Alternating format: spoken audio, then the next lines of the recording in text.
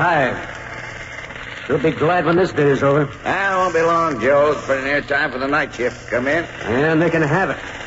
This tunnel's been a jinx ever since we started to build it. Yeah, well, every tunnel's a jinx. You've been sand-hogging long enough, you ought to know that. I know, but this one's different. I can smell death around here. I can smell it. Well, I can smell that pot of goulash my old lady's got cooking on the stove. You better come home to dinner with me, Joe. The old lady sure stirs up a mean batch of goulash. I don't like the looks of that wall over there. Water's been seeping through the cement all day. What of it? We're under the river. Some water's bound to seep through. Yeah, but there's a crack there. Looks to me like it's been getting bigger. There's 70 hogs working down here. Yeah, if you're so scared, prop it up with the timber. We'll have them throw some more cement in there in the morning. I've seen lots of them. Hey, Joe, you're right. It is breaking. Hey, guys, get out! Get out! She's gonna blow! That lousy cement, I knew they'd be an accident. Not accident. Murder. That's what it is. Murder.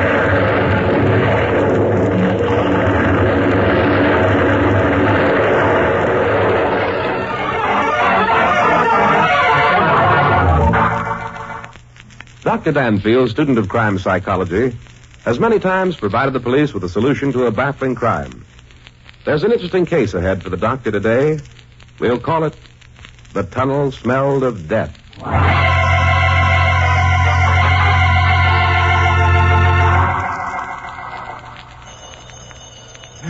You want to get that, Rusty? Okay.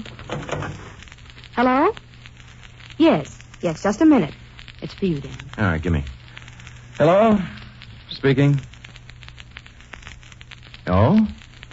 Well, I hardly think that's exactly my line. Yes, I know. It was terrible. Well, let me think it over. I'll call you back. What was all that about? About that tunnel disaster, Rusty. Oh? That was the head of the Civic Betterment League. He wanted us to do a little investigating. Are we going to? No, I don't think so. That affair smells to high heaven of graft and corruption.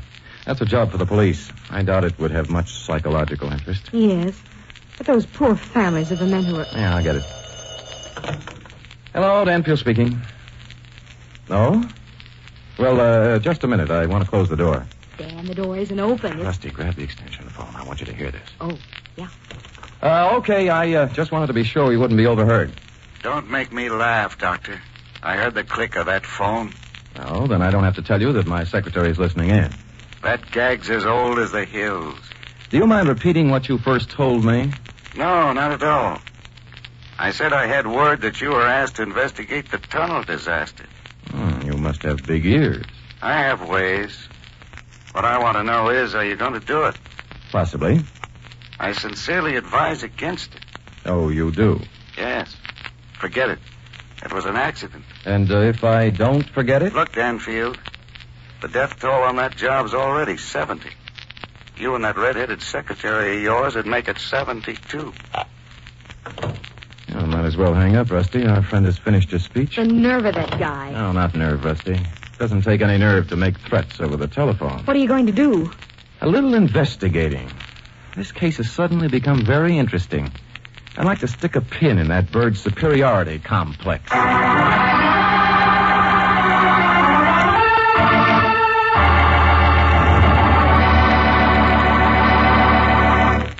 In a moment, we'll return for the second act of Danger, Dr. Danfield, but first...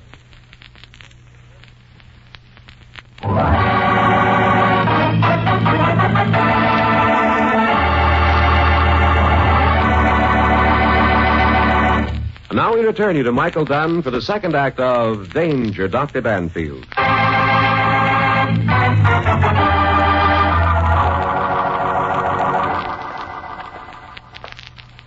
Well, I hope the zone of the mayor is receiving this afternoon, Rusty. But, Dan, you don't suspect the mayor. Well, maybe yes, maybe no. We might as well begin at the top.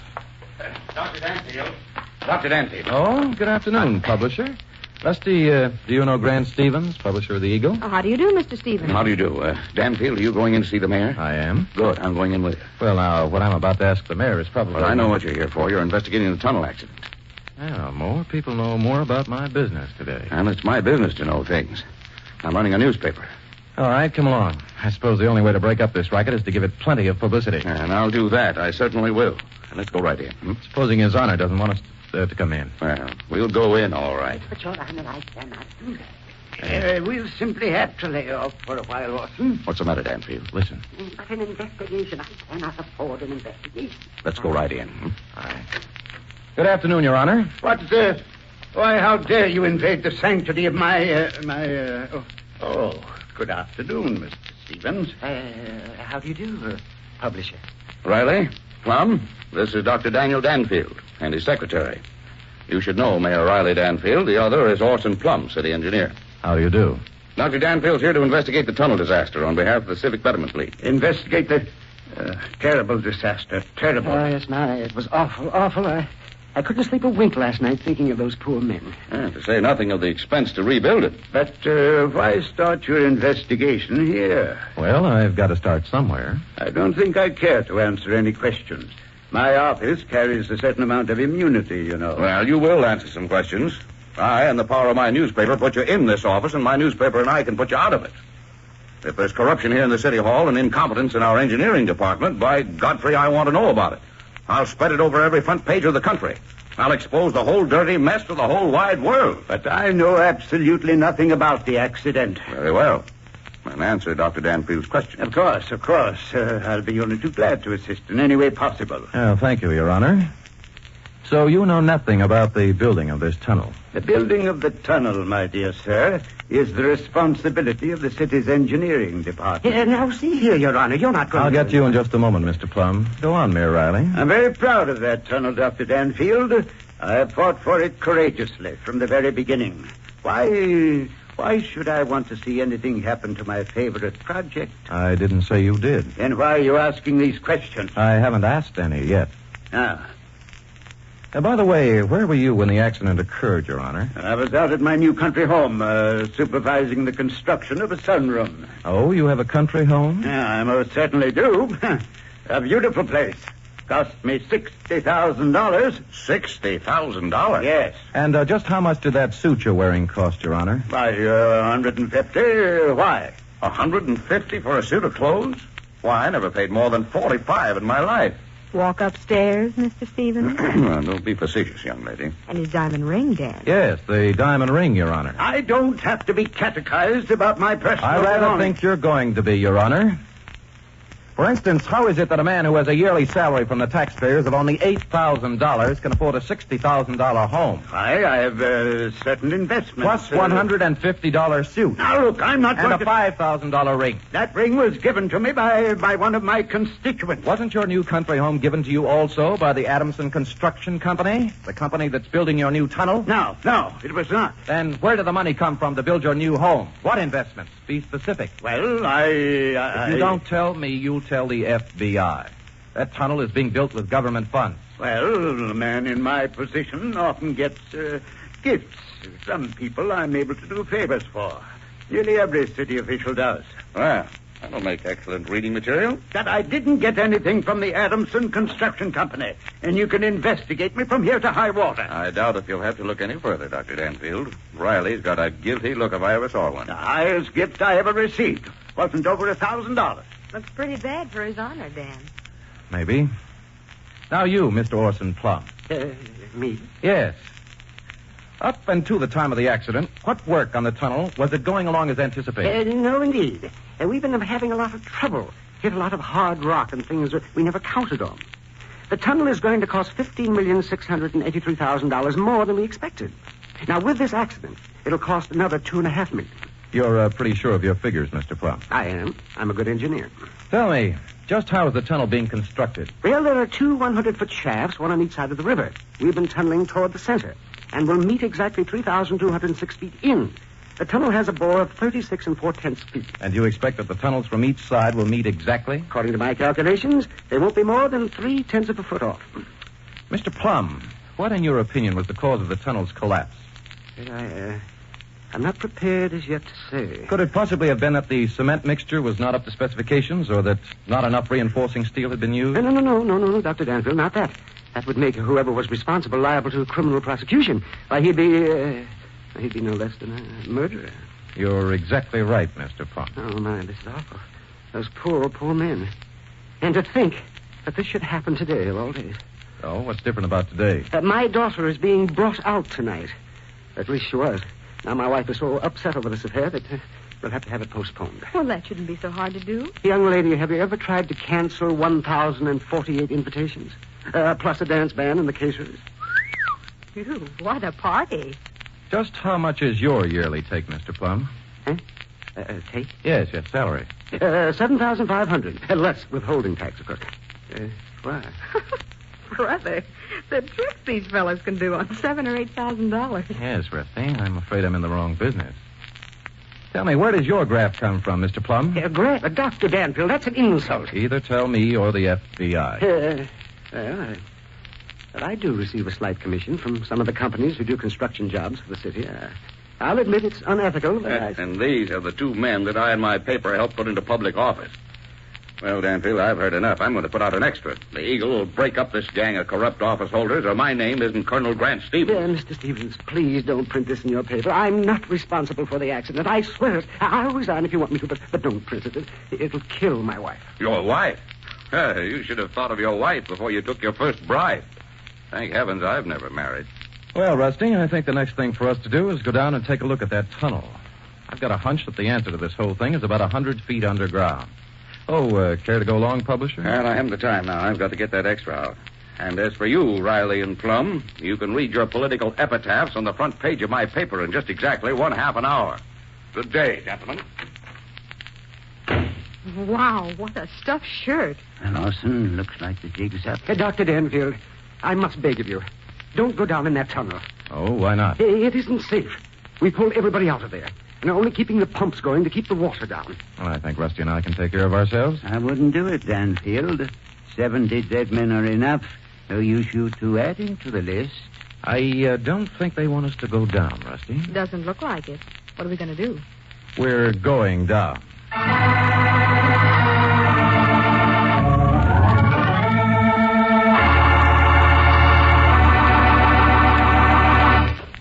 In a moment, we'll return for the third act of Danger, Dr. Danfield, but first...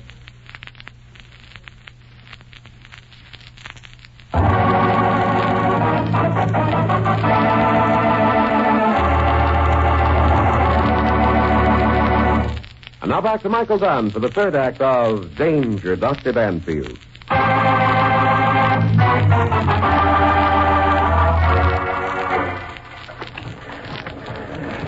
They loaned us these boots, Dan. Sure wet down here. Yeah, the water's about 3 inches deep. Yeah, it's a wonder the whole river didn't come in when the walls fell. Those poor guys. I'd hate to be caught in a place like this. It's like a tomb. Down that water. The pumps are keeping it down pretty well, Rusty. Yeah, let's see. Flash a light ahead. I see we ought to be getting to the place where she caved in. Yeah, there's a big pile of stuff just up ahead. Yep, this is it, all right. Say, feel this chunk of cement, Rusty. Why, it crumbles. Just like breadcrumbs. Yes, indeed. Just as I thought. That stuff hasn't got enough cement in it to make a mud pie. Flash the light up on the walls, will you? That hole up there. Up here, Dan? Yeah. Hey, you see that, Rusty? Hardly any steel in there at all. No wonder she fell in. What's it mean, Dan? Well, it means that somebody has been diverting a lot of steel and cement that should have been used in this tunnel to another operation. What other operation? Well, I believe that Mr. Stevens in his newspaper would call it the black market. I thought the black market was dead. Well, not in materials like steel and cement, Rusty. Now, the stuff that's been stolen from this tunnel would probably bring over $1 million.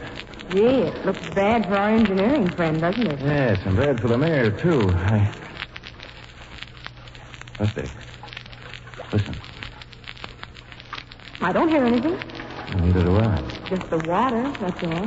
What'd you ask me that for? Well, because we should be hearing something. The pumps. Somebody turn them off. Come on, Rusty, we better run for it. What would anybody want to do that for? So the water run in faster, I suppose. But the tunnel will fill up without the pumps going. That's about the idea, Rusty. It's up to my knees now, Dan. Hey, just up ahead there. Water's getting awfully deep, Dan. I know, but keep going. There's a little light just up ahead. The light. Yeah, light coming down from the shaft. We're going to make it all right. Dan, the elevator. Hey, Rusty, what about it? It isn't there. What? By George, you're right. Rusty, somebody's really got it in for us. You mean they're trying to... Drown us like a couple of rats, Rusty. What do we do, Dan? What is up to my waist? There should be a ladder here somewhere. Don't get excited. Usually is in one of these shafts for emergencies. Yeah, here it is. Now, come on, Rusty, I'll give you a boost. Come on. Wow, it looks like a long way up. Well, keep on climbing, Rusty. I'm right behind you. I won't let you fall. I'm afraid I'll get dizzy. I never could stand climbing. Keep looking up. Don't look down. Who would be trying to kill him? Well, I'm not sure yet, but whoever it is in for a big surprise.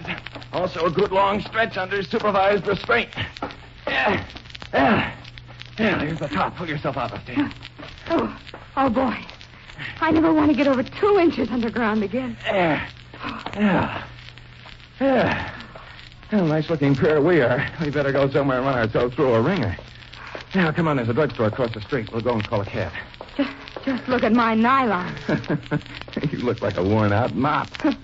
You look like a soggy piece of soap yourself. You go in and phone. I'll wait here. Hey, just a minute. Here's Grant Stevens' extra. Let's take a look at his scoop. Just look at those headlines, Rusty. Well, Dan, Taxi dancer shoots maid over $10 bill.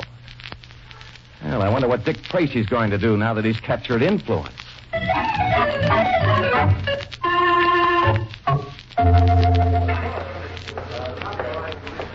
Yeah, that's Grant Stevens' private office over there. That glassed-in box? Yeah. That's just about as private as a show window at Macy's. He likes to watch his employees work, I guess. Well, anyway, he'd have a hard time telling anybody that he was out. And right now, he's in. You bet. Well, Dr. Danfield. Miss Fairfax, come in. Come right in. Yeah, thanks, Stevens. Have a chair. Well, don't mind if we do.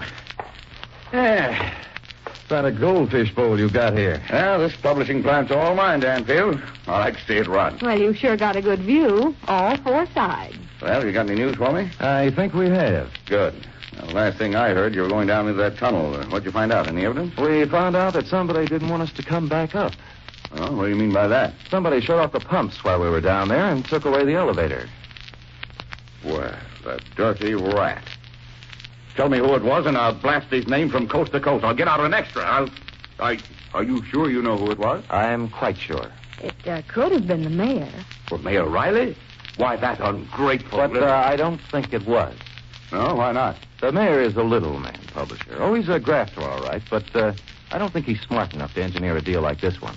A deal where the profits will run into millions. Without the support you gave him in your newspaper, I believe you'd be running a saloon somewhere, stealing the change from his drunken customers. You know, Danfield, I suspected that for a long time. What a mistake I made when I gave him my support. Well, I'll rectify it. I'll see that he's gotten rid of fast. Oh, he's not such a bad little guy, Stevens. I'm sure that he was greatly shocked over the deaths of those 70 men. Well, now, don't try to defend him, Danfield. As you say, a little man has no place as mayor of this city. Another thing that convinces me of his innocence in this tunnel deal, Stevens, is the way he spends his money. It's something new to him, so he brags about it and spends it like a drunken sailor. Evidence? His expensive clothes and his $60,000 estate. And his flashy diamond ring. Well, you may be right, Danfield. Well, that leaves it up to Orson Plum. George, I didn't think he was capable of such a thing. Neither did I. Why, he has to be. Well, let's see what kind of a chap he is, Stevens. In the first place, he's an engineer, methodical and quite brilliant in his line. Yeah, Plum has all the degrees anyone could get in engineering. I looked into that before I gave him my support. I was very much impressed with the facts he had at his fingertips, Stevens, such as the exact cost of the tunnel, its length, size of bore, and so forth. Of course, he also took some money on the side, but here again, not in big amounts. Well, that still make him a thief. Perhaps, if you want to get technical. But let's lay that little matter at the feet of his wife, huh? His wife? Yes, she was ambitious, wanted to gad about in good society, give her daughter a chance for a fine marriage. Plum couldn't provide her enough from his rather small salary of $7,500, so when several construction companies offered him commissions for throwing a little work their way, he quite naturally took it. Well, I still don't see why he couldn't have been in on this tunnel deal. Because he was too good an engineer, Mr. Stevens. For all his faults, Orson Plum would never have allowed such a weak mixture of cement to go into a job that he was connected with. Never with his knowledge. He had too much pride in his work. Why, right now, I'll wager he's blaming himself for not inspecting that work more closely. And it'll be many a night before he'll be able to go to sleep without hearing the screams of those dying men in his ears. Well, if it wasn't Mayor Riley or Plum, who was it? Before I tell you that, publisher, and give you a chance to put out another extra, let me say that I'm positive that both the mayor and Plum know who the guilty party is. And I think with the proper handling, they can be made to tell. All right. Well, come to the point, Danfield. Who is this super crook? You, Grant Stevens. Me? Now, see here, Danfield. That's going a bit too far. Oh, is it? Why, I'll have you thrown out of here bodily. Before you do, you're going to get a bit of going over psychologically. Psychology, the schoolboy. You're a great man, Grant Stevens. You got big ideas. To you, there's only one letter in the alphabet, the letter I.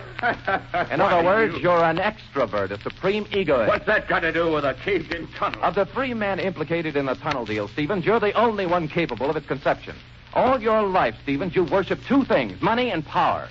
And you notice I put money first. Money's the only thing worth having. Well, according to your ideas, yes. That's the reason you never married. You didn't want anyone around to spend what you made or stole. Now, you wouldn't even spend it yourself. You'd rather walk up a couple of flights to buy a cheap suit. You ride streetcars instead of taxicabs. You built yourself a little glass bowl up here so that you can watch your employees and see that they don't cheat you out of a day's wages.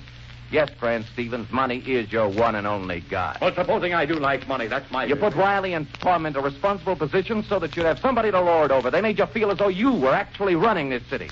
Of course, you knew that sooner or later the poor construction work in the tunnel would be discovered. But what of it? The mayor and the city engineer were your men. They wouldn't dare to talk. A fine bit of lecturing, Dr. Danfield. But it doesn't prove a single solitary thing. Why, I'll publish this whole interview in my paper, and I'll have you laughed out of town. Oh? The courts demand physical evidence, you know, and any judge would throw all your theories out in a lot of hogwash. Oh, so you want physical evidence? Well, don't you wish you had some? Take a look at this paper, Mr. Stevens. What, that paper that's just the latest edition of the Eagle? Yes, indeed. But where's the great expose of your grafting city officials? They were supposed to be in headlines, remember? There isn't a word in this paper about that tunnel disaster, Stevens, except a couple of paid ads in the obituary column, put in there by a few loving widows. Well, I changed my mind. Oh, no, you didn't, Grant Stevens. You didn't even come near your newspaper office. Instead, you followed Rusty and me over to the tunnel shaft. And you made sure that when we arrived at the bottom and were well on our way, to bring up the empty cage to the top and pull the switch on the pump. You didn't print that expose because you thought that the only ones who knew anything about the scene in the mayor's office were 100 feet deep in the ground, all covered with nice, slimy water. Why, you... Danfield, I've got a strong arm squad around here to take care of meddlers like you. And I've got a good, strong arm to take care of skunks like you. Come on, Rusty. I want to wash my hands. Quick.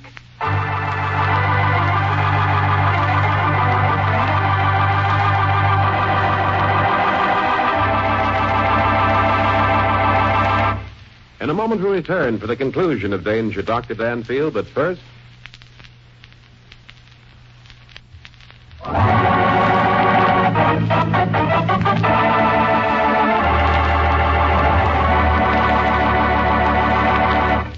Now we return you to Michael Dunn for the conclusion of Danger, Dr. Danfield.